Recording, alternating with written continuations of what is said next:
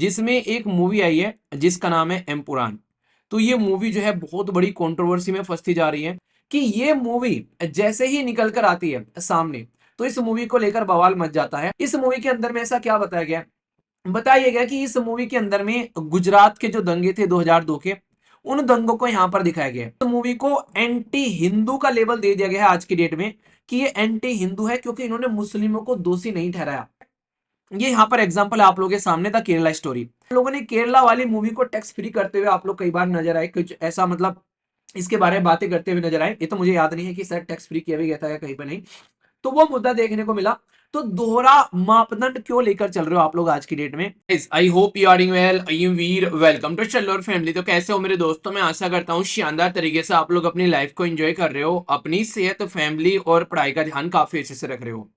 दोस्तों आज है 4 अप्रैल और आज जो है फ्राइडे भी है। तो आज का सेशन जो है वो काफी इंपॉर्टेंट रहने वाला है। काफी कुछ मैं यहाँ पे डिस्कस करूंगा, बहुत ही बेहतरीन ये सेशन रहेगा। डिटेल में बात करूंगा यहाँ पर डिटेल में बात करूंगा आप लोगों से। आज का जो सेशन है यहाँ पर, इसमें एक काफी इंपॉर्टेंट आप लोगों को टेक्स्ट एंड कॉन्टेक्स्ट वाला पोर्शन देखने को मिलेगा, जिसमें एक मूवी आई है जिसका नाम है एम्पुरान। तो ये मूवी जो है बहुत बड़ी कंट्रोवर्सी में फंसती जा रही है। इस मूवी में बहुत सारे कट लगाए जा रहे हैं, बार बार इस मूवी को लेकर बात की जा रही है। तो ये मुद्दा क्या है पूरा बात करूंगा। कंपेयर किया जा रहा है केरला स्टोरी के साथ में, आखिर क्या है पूरा डिटेल में बात करेंगे। और इसको freedom of speech and expression का एक हनन बताया जा रहा है अगर इस तरीके से चीजों को आप लोग प्रेजेंट करते हैं। तो मुद्दा क्या है, एक एक बात जो है मैं आप लोगों से डिस्कस करूंगा। इसके चलते आप लोग चीजों को कनेक्ट भी कर पाएंगे कि पूरा डिटेल में बैकग्राउंड इंफॉर्मेशन के साथ में हम लोग यहाँ पर बातें करेंगे। ठीक है दोस्तों, आज का जो ये पर्टिकुलर टॉपिक है, ये कोई आज का टॉपिक नहीं है। ये पिछले कई दिनों से कंट्रोवर्सी चल रही है और कई सारे न्यूज़पेपर धड़ल्ले से इसके ऊपर में आर्टिकल छाप रहे हैं।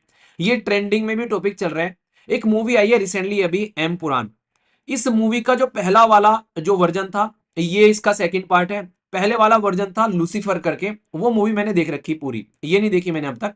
उस पर्टिकुलर मूवी में जो मैं आप लोगों को थोड़ा सा बताऊं, तो एक तरीके का पॉलिटिक्स देखने को मिलेगी, किस तरीके से धोखे दिए जाते हैं, किस तरीके से तुमको पीछे खींचा जाता है, सोसाइटी के अंदर में क्या क्या समस्याएं देखने को मिलती है।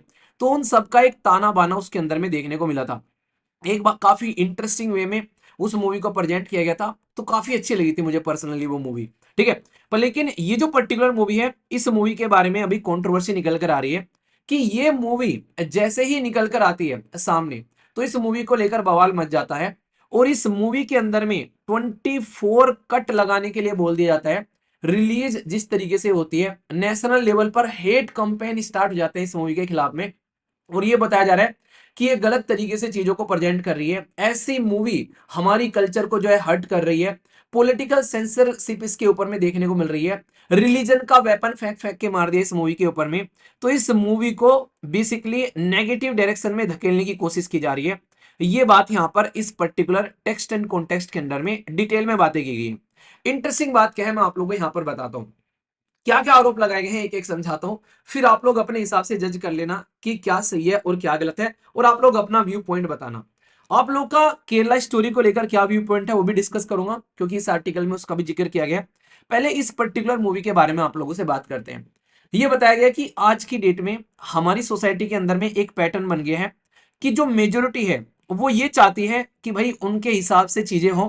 अगर उनके भावनाओं को हर्ट करते हुए कुछ भी समाज में कोई मूवी, कोई स्टैंड अप कॉमेडियन, कोई न्यूज़पेपर, कोई गाना अगर देखने को मिल रहा है जो कि उनके बिलीफ के हिसाब से नहीं है, तो वो उसको दबाने की कोशिश कर रहे हैं।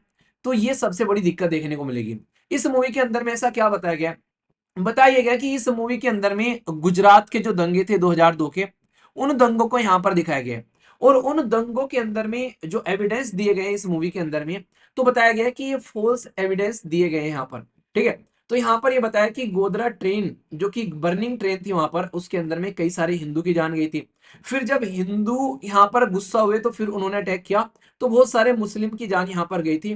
तो इस तरीके से दिखाया। और कहीं ना कहीं ये सारा का सारा जो सिस्टम चल रहा था, स्टेट कंट्रोल सिस्टम चल रहा था, यानी कि कहीं ना कहीं गवर्नमेंट जो है उस सारी चीजों को अपने कंट्रोल से कर रही थी लेकर। ठीक है, तो ये बताया जा रहा है कि 2002 के जो दंगों का इंफॉर्मेशन इस मूवी के अंदर में दिखाया गया है, वो सारा का सारा डेटा कि कितने हिंदू मरे, कितने मुस्लिम मरे, वो डेटा जो है फैक्ट्स एंड फिगर जो है वो सही नहीं है। तो ये बात बोली जा रही है।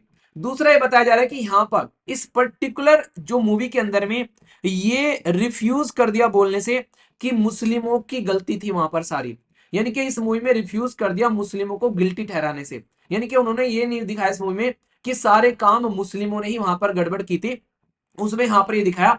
तो इसलिए इस मूवी को एंटी हिंदू का लेवल दे दिया गया है आज की डेट में कि ये एंटी हिंदू है, क्योंकि इन्होंने मुस्लिमों को दोषी नहीं ठहराया। ये राइटर यहां पर इस पर्टिकुलर जो न्यूज के अंदर में बताते हैं। तो रियल लाइफ अगर जस्टिस जिस तरीके से चीजें देखने को मिली गुजरात के जो दंगों को लेकर, तो यहां पर उसके बारे में अगर बात करें तो इसी को लेकर यहां पर बात की जा रही है। एक केस है हमारे देश के अंदर में, बिल्किस बानो का केस, जो मैंने आप लोगों को बताया था कि वो एक मुस्लिम महिला थी यहाँ पर, उस महिला के साथ में बेसिकली किस तरीके से रेप किया गया उस टाइम पर, फिर बहुत सारी और भी यातनाएं झेलनी पड़ी, परिवार के कई सारे लोग भी चले गए, तो बहुत सारी ऐसी चीजें देखने को मिली। तो इन सारी चीजों को यहाँ पर इस मूवी के अंदर में जिस तरीके से प्रेजेंट किया गया है, तो ये बताया गया कि ये एक तरीके की एंटी हिंदू मूवी है, मुस्लिमों को फेवर की मूवी है। इस मूवी के अंदर में मुस्लिमों को गिल्टी नहीं ठहराया गया है, तो इसके चलते एंटी हिंदू टैग देकर ये इस मूवी को यहाँ पर रोकने की कोशिश की जा रही है। तो ये राइटर का व्यू है। अब राइटर इंटरेस्टिंग वे में क्या कहते हैं, यहां पर इसके बारे में सारी बातें इन्होंने सामने रख दी निकाल कर। अब वो चले जाते हैं दूसरे एग्जाम्पल की ओर। दूसरा एग्जाम्पल क्या है, ये यहां पर एग्जाम्पल है आप लोगों के सामने द केरला स्टोरी। राइटर ये कहता है कि सेम चीज अगर आप लोग रियलिटी में इतने हर्ट हो इस चीज को लेकर, तो ये तुमको लग रहा है कि यहां पर इस मूवी के अंदर में इतनी गलत चीजें दिखा दी गई हैं, तो अगर इतने ही तुम हर्ट हो गए इन सेंटिमेंट्स को लेकर, तो द केरला स्टोरी मूवी में यहां पर यह दिखाया गया था कि 32,000 ऐसी लड़कियां हैं जिनके साथ में इस तरीके के इंसिडेंट देखने को मिल रहे हैं। आईएसआई के चंगुल में हमारे देश की लड़कियां फंसी हुई हैं। इसके अंदर में जो फैक्ट्स दिखाए गए थे यहाँ पर, उस फैक्ट्स को लेकर आप लोगों ने किसी ने क्वेश्चन मार्क क्यों नहीं लगाया? जब ये केरला स्टोरी वाला केस यहां पर पहुंचा और यहां पर सुप्रीम कोर्ट ने यहां पर इस पर्टिकुलर मूवी के ऊपर में जजमेंट दिया, तो यहां पर साफ साफ बताया गया कि 32,000 केस वहां पर थे नहीं, उसमें से 3 और 4 केस ओनली देखने को मिल रहे थे। कुछ इस तरीके का फैक्ट्स निकल कर आए थे यहाँ पर। तो यहाँ पर उस टाइम पर जब ये मूवी प्रेजेंट की गई, सुप्रीम कोर्ट ने खुद आकर मूवी वालों को ये बोला कि जो तुमने बोल रखा है कि ट्रू फैक्ट बेस्ड मूवी है, यहाँ पर ये लाइन इस मूवी के इंट्रोडक्शन में से हटा दो और ये लिखो कि एक ऐसी पर्टिकुलर इंफॉर्मेशन आप लोग जो डिलीवर कर रहे हो, इसके साथ में जो फैक्ट्स आप लोगों ने प्रेजेंट किया है उनका वास्तविक जीवन से कोई संबंध ही नहीं है। ये लाइन बकायदा सुप्रीम कोर्ट ने डायरेक्टर को बोली और उसने माना भी कि हाँ, हम लोगों ने 32,000 का जो डेटा दिया है ये सही नहीं है, इसके अंदर में मूवी को एग्जेजरेट करके दिखाया गया था, खासकर एक तरीके से किस तरीके से समाज के अंदर में जो मुस्लिम कम्युनिटी है वो यहाँ पर हिंदू कम्युनिटी को बरगलाने का काम करती है। तो यहाँ पर इस्लाम का टेररिज्म और हिंदू को विक्टिज्म दिखाकर यहाँ पर इस मूवी में कहीं ना कहीं राइटर और जो डायरेक्टर और जो प्रोड्यूसर थे उन्होंने अपनी जेबें खूब गर्म करी। यहाँ पर राइटर इस पर्टिकुलर आर्टिकल में ये बोल रहे हैं उस टाइम पर कोई भी ऐसा हिंदू संगठन, कोई भी ऐसा इंसान जो है सामने निकल कर नहीं आया, जबकि सुप्रीम कोर्ट ने भी जजमेंट यहां पर दे दिया कि सारी चीजें फैक्ट्स एंड फिगर इस मूवी के अंदर में गलत दिखाई गई हैं। तो तब आप लोगों ने कुछ नहीं बोला इसके बारे में, तब आप लोग के हिंदू सेंटीमेंट्स कहां गए, तब आप लोग anti Christian anti national sentiments कहां चले गए थे उस टाइम पर? आखिर क्यों आप लोग यहां पर इस तरीके से सोसाइटी को डिवाइड करते हुए नजर आते हो कि जो मेजोरिटी के खिलाफ अगर कोई कुछ बोल दे तो आप लोग सारे के सारे खड़े हो जाते हो कि गलत कर दिया, गलत हो गया, मर गए, मिट गए, बर्बाद हो गए। पर लेकिन माइनॉरिटी के खिलाफ में चाहे कुछ भी गलत बोलता रहे तो आप लोग सारे जो हो सारे चुप बैठ जाते हो, आप लोग कुछ बातें नहीं करते हो। यहाँ पर एक भी इंसान सामने निकल कर नहीं आता है कि हाँ ये चीजें गलत है, और उसको प्रमोट करने लग जाते हो तुम लोग, उसको अपने अपने राज्य के अंदर में टैक्स फ्री करने लग जाते हो उस मूवी को। तो ये किस तरीके की अपने आप से ही आप लोग इस सोसाइटी को डिवाइड करने की कोशिश कर रहे हैं, जबकि आप लोगों को पता है कि हिंदू और मुस्लिम भारत के दो ऐसे पिलर हैं कि अगर उनको साथ में लेकर आप लोग चलोगे तभी जाकर चीजों को आप लोग बैलेंस कर पाओगे। तो जो ये मूवी दिखाई गई है, ये यहाँ पर ये दिखाई गई है एक तरीके से, जो ये वाली मूवी आई है इसमें अगर आप लोग को इतने फैक्ट्स एंड फिगर आप लोगों को गलत लगे, तो इसका मतलब आप लोगों ने इतना ज्यादा बवाल कर दिया इस मूवी के ऊपर में कि 24 कट लगवा दिए। और आप लोगों ने केरला वाली मूवी को टैक्स फ्री करते हुए आप लोग कई बार नजर आए, कुछ ऐसा मतलब इसके बारे में बातें करते हुए नजर आए, ये तो मुझे याद नहीं है कि शायद टैक्स फ्री किया भी गया था या कहीं पर नहीं। तो वो मुद्दा देखने को मिला। तो दोहरा मापदंड क्यों लेकर चल रहे हो आप लोग आज की डेट में? तो ये मेरी समझ में नहीं आ रहा है, राइटर यहां पर ये बोल रहे हैं। यानी कि राइटर जो है वो कह रहे हैं कि रियलिटी में अगर कोई चीज गलत है, चाहे वो एम्पुरान मूवी हो, चाहे वो द केरला स्टोरी मूवी हो, अगर रियलिटी में कोई गलत है तो गलत के लिए आप लोग की आवाज गलत के लिए उठनी चाहिए कि हाँ ये चीज गलत है। उसमें ये क्यों देखने लगते हो यार ये हिंदू को सपोर्ट कर रही है तो ये चीज सही है, भले ही वो गलत हो, और मुस्लिमों को सपोर्ट करी तो भले ही वो सही हो वो गलत है। तो ये मेजोरिटी वाला व्यू क्यों आप लोग यहां पर बार बार लेकर आते हो? क्या हमारे संविधान के अंदर में जो फंडामेंटल राइट रखे गए हैं, क्यों आखिर उन पर ताक पर आप लोग लगाते हो? तो ये बहुत इंपॉर्टेंट मुद्दा यहां पर बोला जा रहा है राइटर के द्वारा। ठीक है, तो इसी मुद्दे को लेकर यहां पर बात की जा रही है कि फंडामेंटल राइट जो हमारे देश के हैं अंदर में है, उसमें बकायदा आर्टिकल 19 में freedom of speech and expression है। यहां पर आप लोग अपने freedom of speech and expression का इस्तेमाल कर रहे हैं, ये लोग अपने freedom of speech and expression का इस्तेमाल कर रहे हैं, पर लेकिन इनका freedom of speech and expression movie बनाने वालों का अगर आप लोग को पसंद नहीं आ रहा है तो आप लोग उसको दबा देते हो, और आप लोग को पसंद आ रहा है तो भले ही वो गलत हो आप लोग उसको अप्रिशिएट करते हो, आप लोग उसको टैक्स फ्री कर देते हो, आप लोग उसको सपोर्ट करते हो। तो ये पूरा मुद्दा आप लोग यहां पर समझ सकते हैं। तो इसको लेकर बकायदा इन्होंने एग्जाम्पल भी दिए हैं, पूरा का पूरा किस तरीके से प्रोपेगेंडा क्या चल रहा है, सारी चीजें। द केरला स्टोरी मूवी के बारे में भी उन्होंने बताया, जबकि सुप्रीम कोर्ट ने खुद बोल दिया कि इसके अंदर में जो आप लोगों ने फॉल्स इंफॉर्मेशन दिखाई है ये बिल्कुल भी जस्टिफाइबल नहीं है। सुप्रीम कोर्ट तक मूवी के अंदर में आकर जजमेंट देते हुए नजर आ रहे हैं। समझ रहे कितना डबल स्टैंडर्ड यहां पर दिख रहा है, और किस तरीके का ये हिंदू नेशनलिस्टिक इकोसिस्टम आप लोग तैयार करने की कोशिश कर रहे हैं। ये इतनी बड़ी हिपोक्रेसी और सेलेक्टिव आउटरीच क्यों देखने को मिल रहा है? अगर कोई चीज गलत है तो गलत बोलो, कोई चीज सही है तो सही बोलो, वो सबके लिए बोलो, ना कि पर्टिकुलर चीजों को लेकर आप लोग इस तरीके का काम करोगे।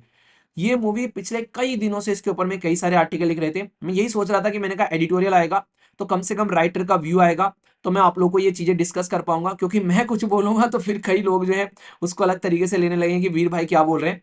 ठीक है, तो इसलिए मैं कुछ इस तरीके के जो आर्टिकल्स होते हैं मैं कोशिश करता हूं कि एडिटोरियल आ जाए, तो फिर आप लोगों को राइटर के व्यू बताऊं कि राइटर किस तरीके से सोच रहा है, क्योंकि मेरा काम है कि जिस तरीके से न्यूज़पेपर में चीजें हम आप लोगों के सामने प्रेजेंट करना, ताकि आप लोग उस चीज को उस तरीके से समझ सकें और फिर अपना खुद का एनालिसिस कर सकें कि क्या सही है और क्या गलत है। तो यहां पर अगर इस तरीके से हम लोग चीजों को देखते हैं तो हम लोग समझ पाते हैं कि रियलिटी में जब आप लोग एडमिनिस्ट्रेशन में भी जाकर बैठोगे, अगर आप लोग इस तरीके से अपनी थॉट रखोगे यहाँ पर सिस्टम के अंदर जाकर कि हिंदू है, मुस्लिम है, सिख है, ईसाई है, तो आप लोग कभी भी सिस्टमेटिक में काम नहीं कर पाओगे अपने सिस्टम के अंदर भी जाकर, और सही तरीके चीजों को लेकर नहीं चल पाओगे। ठीक है, तो मैं आशा करता हूं कि ये पूरा का पूरा आर्टिकल आप लोगों को समझ में आ गया होगा, इसके ऊपर में जो कंट्रोवर्सी चल रही है। और आर्टिकल इसमें साफ साफ बोला गया कि freedom of speech and expression को लेकर बात की गई है, जो कि आर्टिकल 19 में संविधान के अंदर में आप लोगों को देखने को मिलता है। तो ये मैंने आप लोगों को कई बार पढ़ा भी रखा है। अच्छा, इस पर रिस्ट्रिक्शन किस पर्टिकुलर आर्टिकल से लगाई जाती है, ये आप लोग को बताना है। ठीक है, तो देखता हूं कौन इसका सही आंसर देता है। चलिए अब चलते हैं नेक्स्ट आर्टिकल की ओर। और जो नेक्स्ट आर्टिकल है वो बहुत ही इंपॉर्टेंट है, थोड़ा सा मैं डिटेल में आप लोगों से डिस्कस करूंगा, जिससे कि आप लोग चीजों को और अच्छे से अंडरस्टैंड कर पाएंगे, और बेसिक बैकग्राउंड इंफॉर्मेशन भी आप लोग यहां पर कनेक्ट कर पाएंगे। ठीक है, तो उसके बारे में कुछ कॉन्स्टिट्यूशनल जो फैक्ट्स एंड फिगर है वो भी मैं आप लोगों के सामने यहाँ पर प्रेजेंट करूंगा, क्योंकि बवाल ही कुछ ऐसा देखने को मिल रहा है जो कि अनएक्सेप्टेबल है। अगर इस तरीके की चीजें सोसाइटी में देखने को मिल रही हैं तो आखिर किस बेस पर हम लोग चीजों को समझ रहे हैं, तो वो भी मैं आप लोगों से समझता हुआ चलूंगा, समझाता हुआ चलूंगा। ठीक है,